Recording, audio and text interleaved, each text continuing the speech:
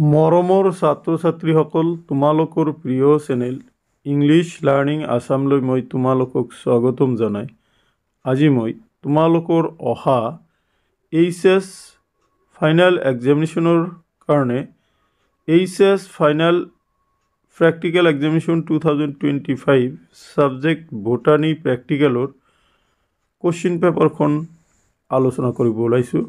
এই কোশ্চিন পেপাৰখন লোৱা হৈছে বৰপেটা ডিষ্ট্ৰিক্টে অনুষ্ঠিত কৰা প্ৰেক্টিকেল এক্সামিনেশ্যনৰ পৰা।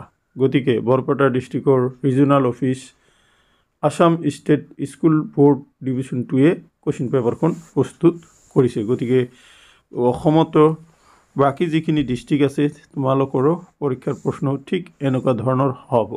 গতিকে বলাচোন মৰমৰ ছাত্ৰ ছাত্ৰীসকল, কোশ্চিন পেপাৰখন কি আৰু কেনেকৈ আহে সেইখিনি জানিবলৈ প্ৰয়াস কৰোঁ। তোমালোকে নিশ্চয় জানা বটানী হল বায়'লজিৰ এটা পাৰ্ট এ, আৰু যেহেতু বায়'লজিত 30 নম্বৰ প্ৰেক্টিকেল আছে তাৰ 15 নম্বৰ বটানীত তোমালোকে পাবা, আৰু ইয়াৰ কাৰণে 1.5 আৱাৰ পাবা।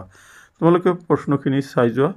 ইয়াতে দিয়া আছে কোশ্চিন নম্বৰ 1ত দিয়া আছে কি যে এই নিৰ্দেশটোৰ প্ৰয়োজনীয় অংশসমূহ বিচ্ছেদন কৰা আৰু সেইবোৰ প্ৰদৰ্শন কৰা, বিচ্ছেদিত অংশসমূহৰ চিহ্নিত চিত্ৰ অংকন কৰা আৰু বৈজ্ঞানিক পৰিভাষাত বৰ্ণনা কৰা।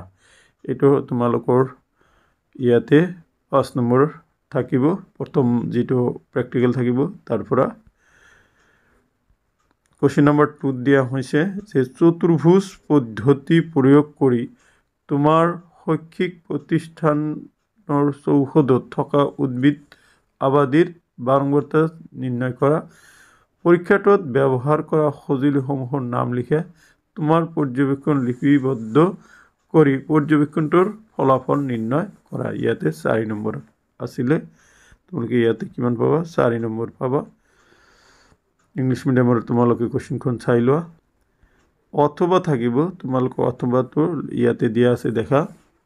প্ৰদত্ত মাটিৰ নমুনা বিৰ জলধাৰণ ক্ষমতাৰ অধ্যয়ন কৰা, পৰীক্ষাটোৰ ব্যৱহাৰ কৰা সঁজুলিসমূহৰ নাম লিখা, তোমাৰ পৰ্যবেক্ষণ লিখি ফলাফল নিৰ্ণয় কৰা।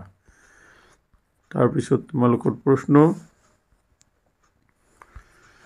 3ত চোৱা। 3 নম্বৰ প্ৰশ্নত আছে দেখা,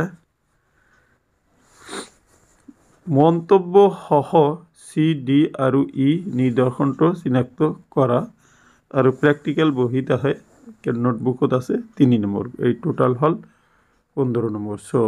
মৰমৰ ছাত্ৰ ছাত্ৰীসকল, এইখিনি আছিলে বৰপেটা জিলায় অনুষ্ঠিত কৰা এইচএছ ফাইনেল এক্সামিনেশ্যন 2025-ৰ বটানীৰ প্ৰেক্টিকেলৰ কোশ্চিন পেপাৰ। নিশ্চয় কোশ্চিন পেপাৰখনে তোমালোকৰ অহা পৰীক্ষাত প্ৰস্তুতিত সহায় কৰিব। থেংক ইউ ফৰ ৱাচিং।